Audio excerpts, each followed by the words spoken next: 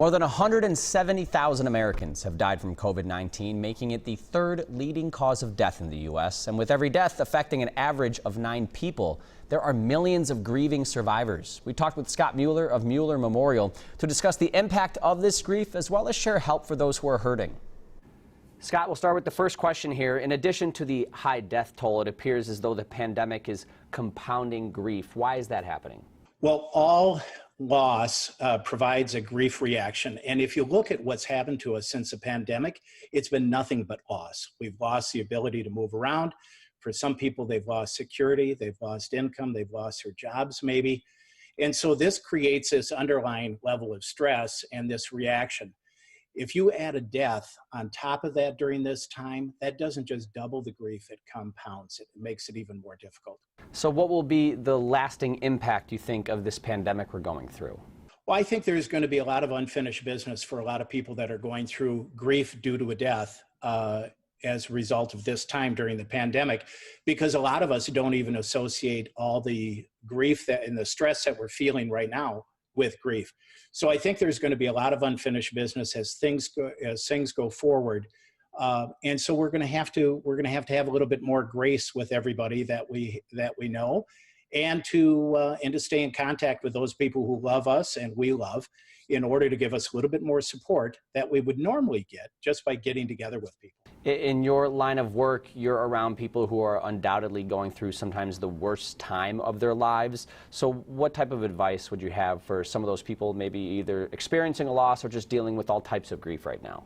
I think the best thing is, again, to just ask those people that are closest to you and most likely to support you for a little grace at this time, and the ability for you to be able to call them and for them to be able to call you.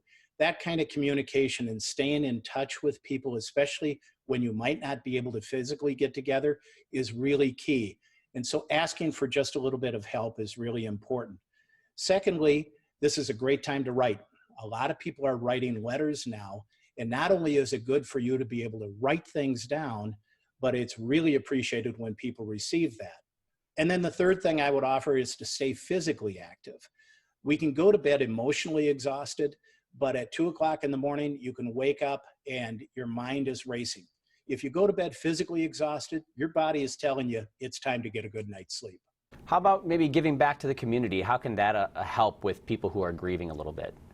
I think anytime that you're able to focus on somebody else and to focus especially on a cause, that kind of thing energizes anybody.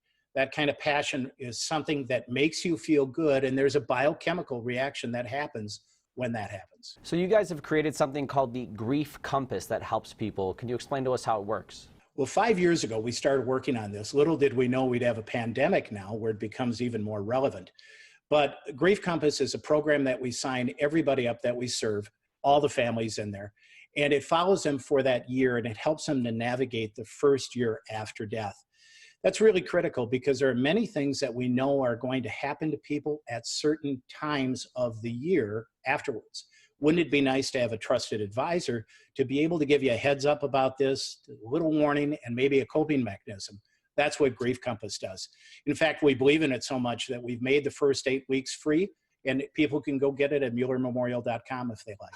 Specifically to the sector in which you work as a funeral director, now stepping aside from grief, we just know there's been a lot of changes with how we live our everyday lives. For someone that maybe hasn't lost someone yet and is wondering what it's been like at a funeral home or for a funeral service, what are some of those changes that you're going through right now? Well, a lot of things have moved virtually. Just like you and I meeting here today, we're doing this virtually. And so it's forced that move, which has actually been a good thing. We've been able to involve people in different continents. We've had somebody from the South China Sea be able to dial into a funeral service. So that's probably with us for the time, for actually going forward. We've created a thing called the Virtual Memorial Toolkit, where we really leaned into it and said, okay, what resources do people need to be able to put on their own memorial service and not have to have us? So we put these all in a toolkit that's available for free at our website at MuellerMemorial.com, and it gives them all the tech and the tools and the resources that they need to do something effective for their family. Well, Scott, we thank you for this advice with so many people going through tough times right now. Even just a little bit of tips here and there on how to work through the grief, I'm sure will be helpful. So thank you for joining us today. Thank you very much.